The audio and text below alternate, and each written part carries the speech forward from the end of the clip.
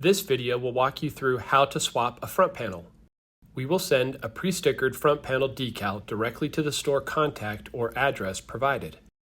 Remove the replacement front panel from the box. Start by turning the machine off using the main power button. Once the machine has been turned off, remove the side panels by using a 1/4-inch wrench to remove the bottom 2 screws. For an Ultra NX machine, use a 7/16 inch wrench. Using a flathead screwdriver, remove the 2 screws that hold the front panel in place. For an Ultra NX machine, use a 1/4-inch wrench. To access the 3rd screw, remove the drip tray.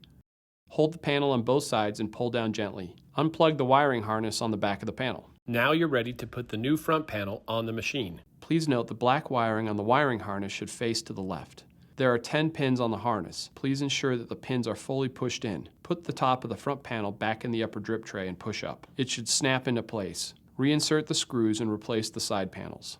Put the swapped out front panel back into the same box that the new front panel came in. Use the return label provided in the box and securely place it on the outside of the box, being careful to cover up any old labeling. If a return label was not provided, follow the instructions provided by the freezing point representative to get the swapped out front panel returned.